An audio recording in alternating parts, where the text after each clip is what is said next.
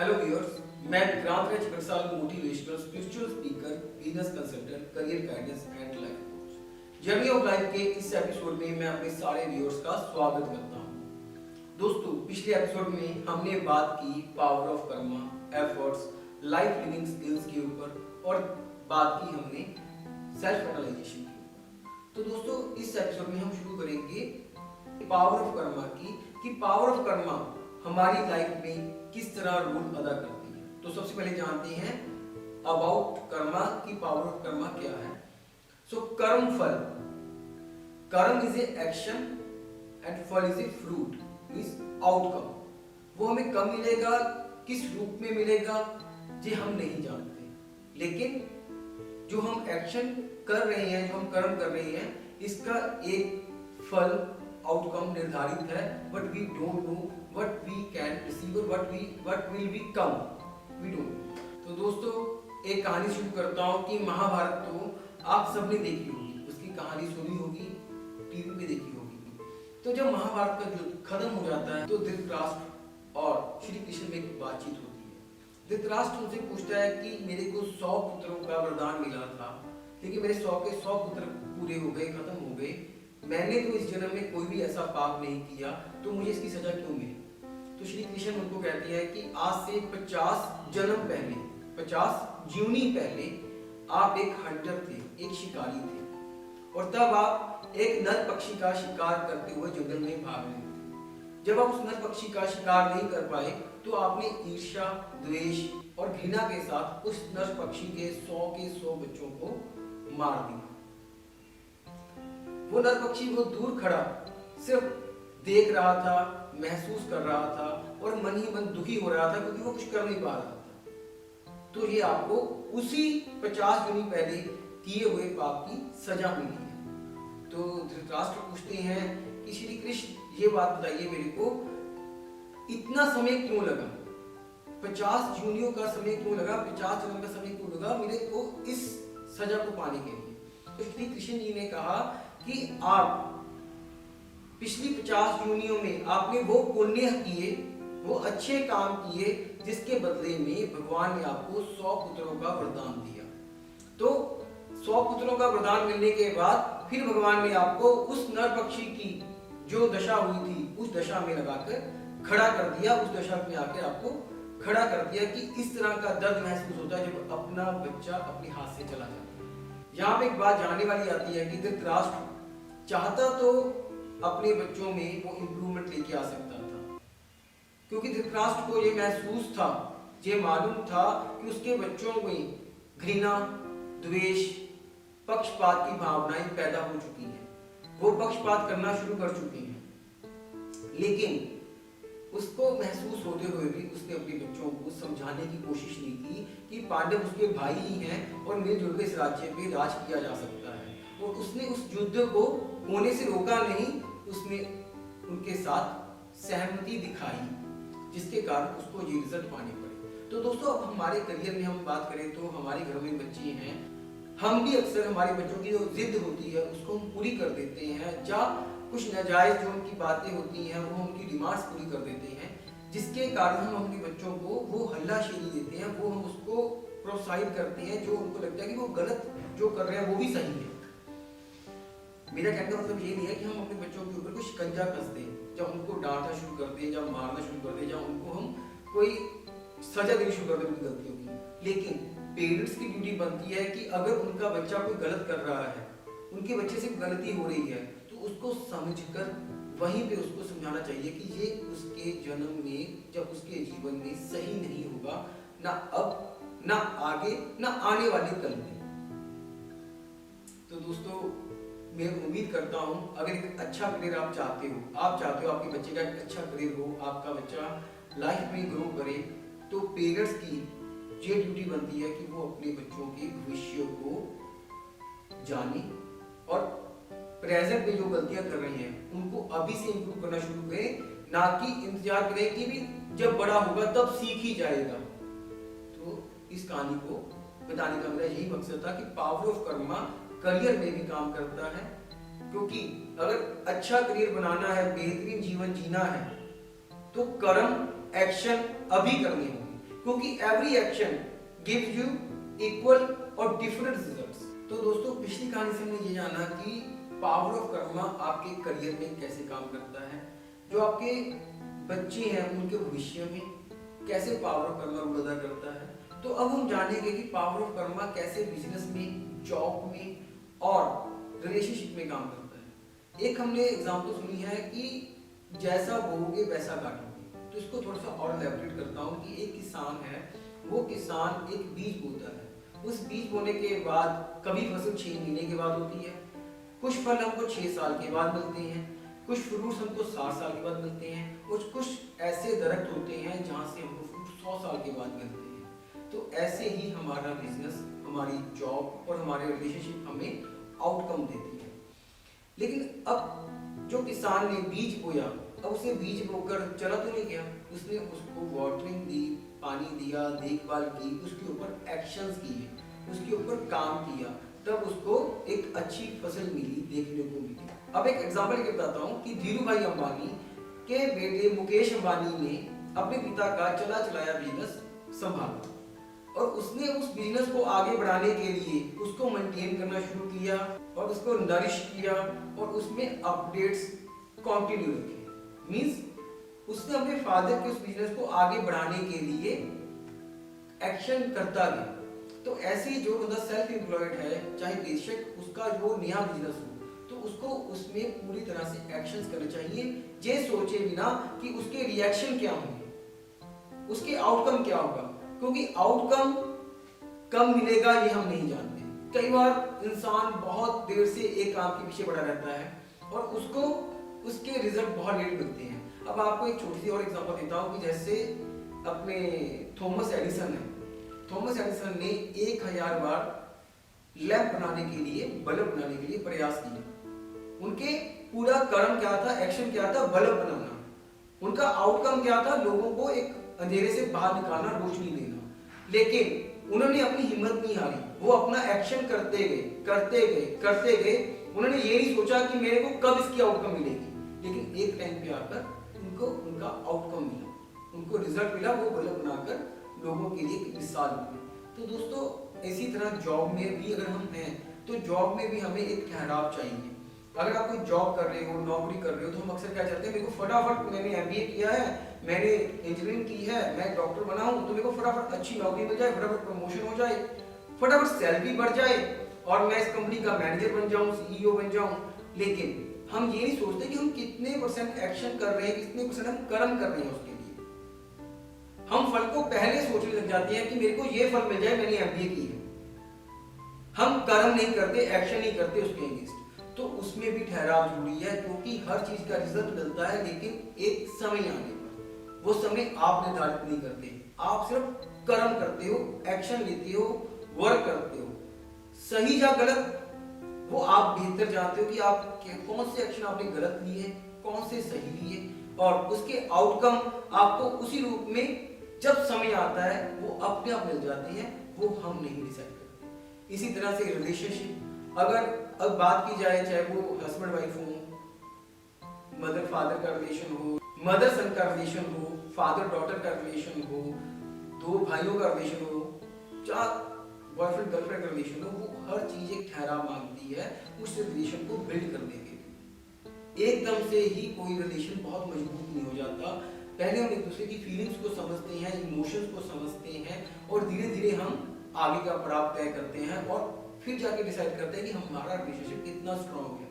पहले दिन से कोई चीज हम हासिल नहीं करते। तो एक्शन हम हर जगह पे कर रहे हैं, कर्म हम हर जगह पे कर रहे हैं, लेकिन अगर वो कर्म विदाउट एक्सपेक्टेशन होंगे, विदाउट एक्सपेक्टेशन का मतलब ये नहीं है कि आप व्यापार कर रहे हो तो आप कमाने की ना सोचो, लेकिन एक्सपेक्टेशन का मतलब ये है कि पहले आप कर्म करो, फल अपने आप भागा भागा आएगा, और वो किस रूप में आएगा, कैसे आएगा, वी डोंट नो। कब आएगा, वी डोंट नो। वो अब भी आ सकता है, अगले सफर में भी आ सकता है, उससे अगले सफर में आ सकता है। जर्नी ऑफ लाइफ के इस सीरीज में हमारा मकसद क्या है कि आप जो जीवन जी रहे हो, जो पड़ाव आप जी रहे हो, इसको समझें।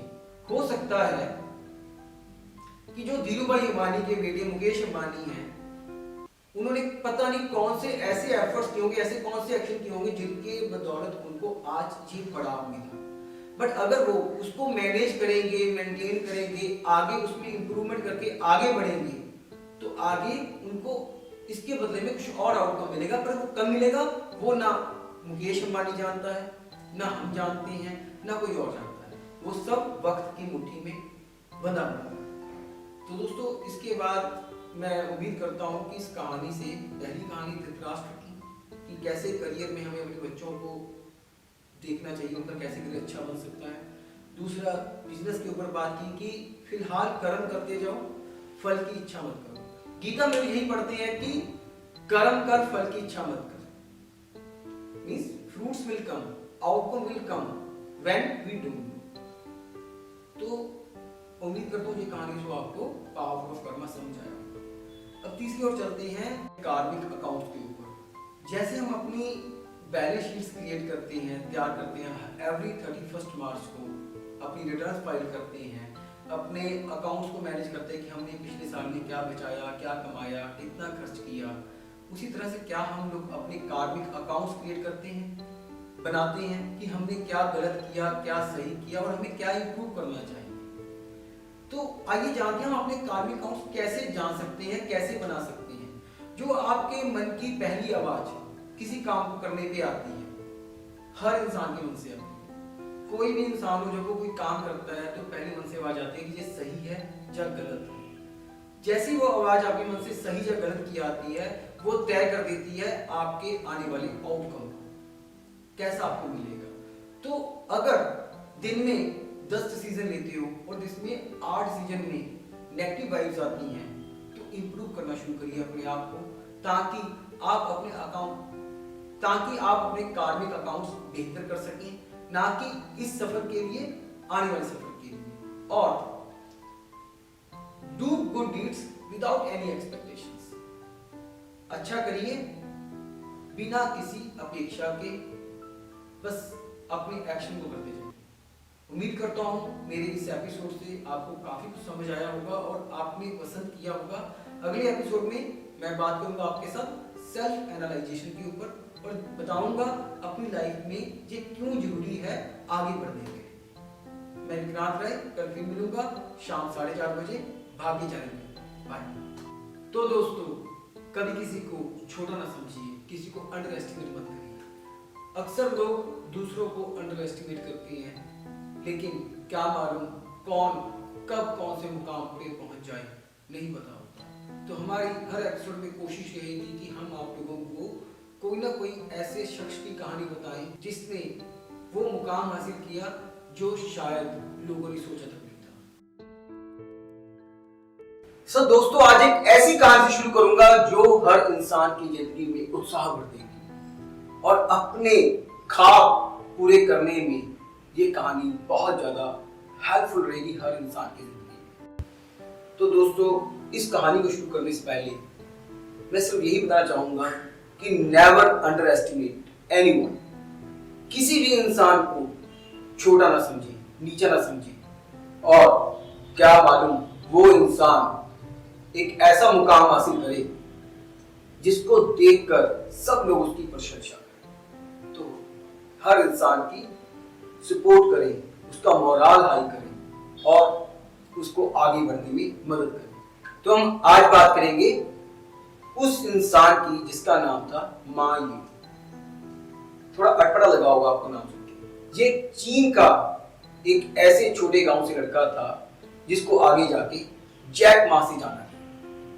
अब आप समझ चुके होंगे कि मैं अली बाबा के फाउंडर जैक मा की बात करने वाला हूं आपके साथ। दोस्तों, किसी भी इंसान की जिंदगी का सफर कभी आसान नहीं होता। हर इंसान की जिंदगी में संघर्ष और मेहनत लगी होती है जब वो किसी टारगेट को पूरा कर रहा होता है। इसी तरह हम बात कर रहे हैं जैक मा की, जिसने इस मुकाम तक पहुंचने के लिए बहुत सारा संघर्ष किया, बहुत सारी स्ट्रगल की और बहुत सारी चुनौतियों का सामना करना। जैक मा छोटे होते ही उनको पढ़ाई का बहुत शौक नहीं था, लेकिन उसके बावजूद उन्होंने अपनी ग्रेजुएशन इंग्लिश में की, तो उनकी जो ग्रेजुएशन इंग्लिश में हुई उसमें भी उनको बहुत संघर्ष करना पड़ा। वो अपनी 4th स्टैंडर्ड में 2 बार फेल हुए, 8th स्टैंडर्ड में वो 3 बार फेल हुए, अपनी ग्रेजुएशन की एंट्रेंस एग्जाम में वो 5 बार फेल हुए। शायद दोस्तों अगर हम लोगों में से कोई भी इंसान हो वो इतनी बार फेल हो, या वो पढ़ाई छोड़ देगा या वो कोई और काम पकड़ देगा। लेकिन जैक मा ने हार नहीं मानी और एक छोटे कॉलेज से अपनी ग्रेजुएशन कंप्लीट की। ग्रेजुएशन कंप्लीट करने के बाद उन्होंने ट्रांसलेटर की जॉब ज्वाइन की। लेकिन ट्रांसलेटर की जॉब लेने के लिए भी उनको बहुत पापड़ बेलने पड़े। क्यों? क्योंकि इससे पहले वो 30 नौकरियों में नकारे गए थे, 30 नौकरियों से उनको रिजेक्ट किया गया था। जितनी इंटरव्यू दी उसमें वो रिजेक्ट हुए। इवन की KFC में 24 बंदे इंटरव्यू के लिए पहुंचे, जिसमें 23 रख लिए गए और जैक मा को रिजेक्ट कर दिया गया। उसके बाद भी उन्होंने हिम्मत नहीं हारी और ट्रांसलेटर की जॉब हायर की, जॉब ली। तो दोस्तों हर इंसान की जिंदगी में बहुत संघर्ष होता है, ऐसी जैक मा की जिंदगी में ना। अगर यहाँ पे 2 नौकरियों में बंदा रिजेक्ट हो जाए, 3 में रिजेक्ट हो जाए, तो आसपास वाले उसको नालायक कहना शुरू कर देते हैं और उसको कहते हैं इसमें कोई गुण ही नहीं है। और वो बंदा भी सोचता है कि हाँ यार मेरे में कमी होगी, मैंने पढ़ाई लिखाई भी ढंग से नहीं की और मैं इसीलिए कुछ मुख हासिल नहीं कर पाया। लेकिन कोई भी आपका मोराल नहीं तोड़ सकता जब तक आप भी फोकस नहीं होते, आपका फोकस नहीं टूटता। इसके अलावा जब जैक मा 13 साल के थे तो उनको इंग्लिश बोलने का बहुत शौक था। तो उन्होंने एज ए गाइड का काम शुरू किया, टूरिस्ट गाइड का, और टूटी फूटी इंग्लिश के साथ एज ए टूरिस्ट गाइड काम करना शुरू किया। धीरे धीरे उनकी इंग्लिश में पकड़ होने लगी और वो अच्छी इंग्लिश बोलने लगी। इसी बीच उनकी एक दोस्ती अमेरिका के टूरिस्ट के साथ हुई, जिसके साथ वो बाद में लेटर्स लिखकर हालचाल पूछा करते थे। अब ये दोस्त उनका काम आया आगे जाकर उनको वेबसाइट डेवलप करने में, उनको इंटरनेट की नॉलेज देने में। तो ऐसे तैसे करते जैक मा ने अपनी ग्रेजुएशन कंप्लीट की, बहुत संघर्ष किया, बहुत छोटे से गांव से आए, नॉलेज इकट्ठी की और फेल होते होते ग्रेजुएशन कंप्लीट की और फेल होते होते एक जॉब हासिल की। उसके बाद वो रुके नहीं, उनका मन था कि वो कुछ बड़ा करें। उन्होंने अपना फोकस नहीं खोने दिया और आगे बढ़ना शुरू किया। अपने दोस्तों की मदद से उन्होंने कुछ पैसे इकट्ठे किए, उधार लिए, और वो अमेरिका गए अपने दोस्त को मिलने के लिए, और वहां पे जाके उन्होंने पहली बार इंटरनेट को चलाया और उनको पता लगा कि इंटरनेट क्या चीज है, और उन्होंने इंटरनेट को यूज किया। और सबसे पहले उन्होंने उसमें सर्च किया बियर, BEAR, बियर। और बियर सर्च करने के बाद उन्होंने देखा कि हर जगह से इंटरनेट के ऊपर उनको नॉलेज मिल रही है। लेकिन उसके बाद भी उन्होंने ये भी देखा कि चाइना से कोई अपडेट नहीं है। तो उन्होंने देखा कि हमारा देश चाइना टेक्नोलॉजी के मामले में बहुत पीछे है और चाइना को पता ही नहीं है इंटरनेट की यूज कैसे की जाए। तो उन्होंने अपने दोस्त के साथ मिलकर एक वेबसाइट तैयार की जिसका नाम था चाइना येलो पेजेस। उस वेबसाइट को जब उन्होंने बनाया तो उसमें भी उनको बहुत स्ट्रगल करनी पड़ी, उनकी वो वेबसाइट बहुत ज्यादा नहीं चली और उन्होंने वो वेबसाइट बंद कर दी। देन उसके बाद उन्होंने एक और वेबसाइट शुरू की अपने दोस्तों के साथ मिलकर, वो भी बहुत अच्छा काम नहीं कर पाए। अब देखने वाली बात क्या है कि जब यहाँ पे हम कोई काम शुरू करते हैं तो हमारा अगर काम नहीं चलता तो हम काम बदल देते हैं या हम उस काम को करना छोड़ देते हैं या उस काम को बंद कर देते हैं। लेकिन जैक मा ने हिम्मत नहीं हारी, ना उन्होंने पढ़ाई के टाइम पे हिम्मत हारी कि वो इतनी बार फेल हुए, फिर भी उन्होंने अपनी ग्रेजुएशन कंप्लीट की और इसके बाद उन्होंने अपनी वाइफ और अपने एक दोस्त के साथ मिलकर Alibaba.com को लॉन्च किया, B2B कंपनी लॉन्च की। अब Alibaba आते तो कितनी हुई, उसको भी बहुत टाइम लगा, चलते चलते सफर लंबा था, लेकिन जैक मा ने अपना धैर्य नहीं छोड़ा और फोकस्ड रहे। इस दौरान उनको एक इन्वेस्टर मिला जिसने Alibaba में इन्वेस्ट किया और उस इन्वेस्टमेंट के बाद जैक मा ने पीछे मुड़ के नहीं देखा और 4 साल में ईबे जैसी कंपनी को बाहर कर दिया।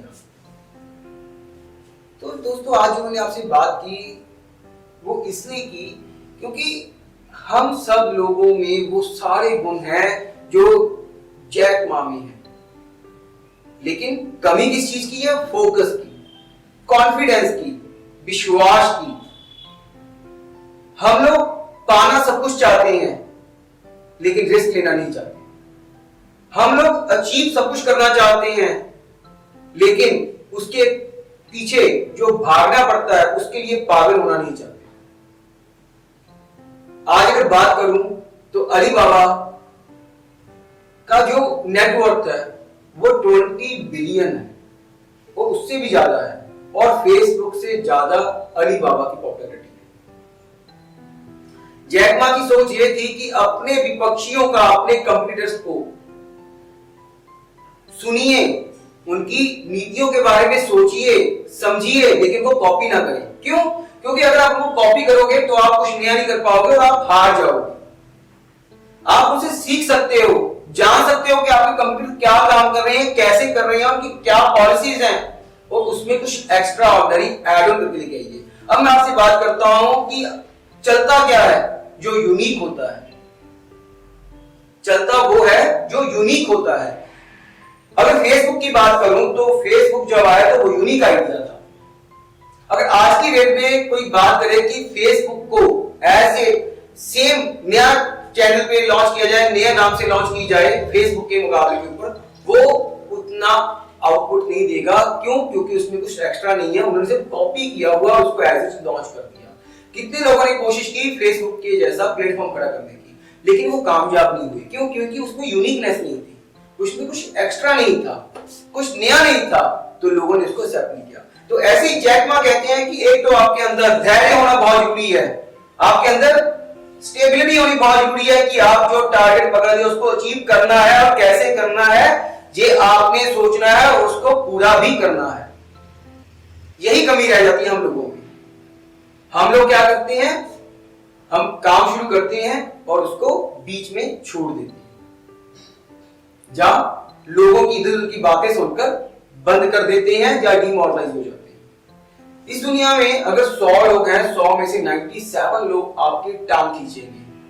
तो आपको क्या लगता है कि जैक मा को किसी ने नालायक, बेवकूफ, या उनको किसी ने नाकारा नहीं कहा होगा? कहा होगा, लेकिन उन्होंने उन चीजों को नहीं सोचा, उनको नहीं सुना, वो आगे बढ़ते गए और आज अपना मुकाम हासिल किया। और आज वही लोग जैक मा को एप्रिशिएट कर रहे होंगे कि हाँ इसमें टैलेंट है, तभी किया। सो दोस्तों, अगर आज की कहानी मैंने आपको इसलिए सुनाई क्योंकि हम लोगों की जिंदगी में भी यही है।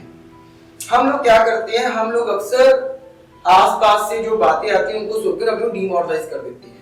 पहली बात, नेगेटिविटी अपने पास ना आने दें। नेगेटिविटी अपने पास क्यों ना आने दें? क्योंकि जो लोग आपको क्रिटिसाइज कर रहे हैं या आपको मनोबल आपका नीचे कर रहे हैं, उनको ना सुने, फोकस करते रहिए। कोई भी एक दिन में परफेक्ट नहीं होता, कोई भी एक दिन में ज्ञानी नहीं बन जाता। हम काम करते करते काम सीखते हैं। अगर हम लोग जॉब करते हैं और उसको ट्रेनिंग दी जाती है किसी बंदे को, तो क्या उसको ट्रेनिंग देके अगले दिन वही काम पकड़ा दिया जाता है? नहीं, उसको साथ ही साथ ट्रेनिंग भी दी जाती है कि इसको और इफेक्टिवली कैसे करना है। अगर हम कोई बिजनेस करते हैं तो ऐसा तो नहीं है कि हम पहले वो बिजनेस अच्छे सीख के आते हैं और इसको अप्लाई करते हैं। नहीं, हम मार्केट कंडीशंस को देखकर साथ साथ सीखते हैं, उसमें अपडेट करते हैं। अगर हम पढ़ाई करते हैं, पढ़ते हैं, स्टूडेंट्स हैं, तो वो ये तो नहीं है कि वो आज स्कूल में पढ़ लिया तो उसके बाद पढ़ते नहीं है। नहीं, वो उसकी रिवीजन करते हैं, उसमें अपडेट करते हैं, उसमें और इंप्रूवमेंट लेके आते हैं ताकि वो अच्छा एग्जाम में लिख पाए। तो दोस्तों, कोई भी चीज एक दिन में नहीं होती, इसके पीछे बहुत लंबा सफर होता है। तो आपने अपनी लाइफ में जो लोग आपको डिमोरलाइज करते हैं उनको नहीं सुनना, और दूसरा फोकस्ड रहना है। अगर आप फोकस्ड रहोगे, टारगेट क्लियर होगा, गोल क्लियर होगा, और आपको उस काम को करने के लिए जानकारी होगी तो कोई भी इंसान आपको पछाड़ नहीं सकता, कोई इंसान आपको नीचे गिरा नहीं सकता और कोई आपको डिमोरलाइज नहीं कर सकता और आप एक दिन मिसाल बनोगे। और ये वीडियो इसलिए है कि अगर हम भी किसी को छोटा समझते हैं, नीचा समझते हैं, जो उसमें कमियां निकालते हैं, तो उस इंसान को कमियां निकालने की बजाय उस इंसान को उत्साहित करिए, उसको इंप्रूव करिए, उसको ऊपर उठाने की कोशिश करिए। जब आप उसको ऊपर उठाएंगे तो वो भी आपके लिए कुछ बेहतर करेगा। बहुत सारे लोग आपकी जिंदगी में भी होंगे, मेरी जिंदगी में भी होंगे, जो सिर्फ उंगल करना जानते हैं, जो सिर्फ ये जानते हैं कि कमियां निकालनी है। उन लोगों को भी समझना जरूरी है कि कभी किसी को अंडर एस्टिमेट मत करना, क्योंकि कब कोई इंसान ऐसा बदलाव लेके आ जाए और वो बदलाव सारी दुनिया के लिए मिसाल बन जाए और वो एक प्रशंसा का पात्र बन जाए, तो आप बहुत मायूस होंगे कि मैंने इस इंसान के साथ बहुत बुरा किया। ऐसी वीडियोस अगली सीरीज में और लेके आऊंगा। आज बात की हमने नेवर अंडर एस्टिमेट एनीवन। उनका मोराल ऊंचा करिए, उनको प्रोत्साहित करिए, उनको मोटिवेट करिए और उनके काम को समझ के उनको आगे बढ़ने के लिए प्रेरणा दीजिए। उम्मीद करता हूं आपको मेरी बात समझ आई होगी। अगले टॉपिक में, अगले सीरीज में मैं आपके साथ कुछ नया लेके आऊंगा, नए बंदे की कहानी के साथ, और उम्मीद करता हूं आपको अच्छा लगा। नमस्कार, बाय।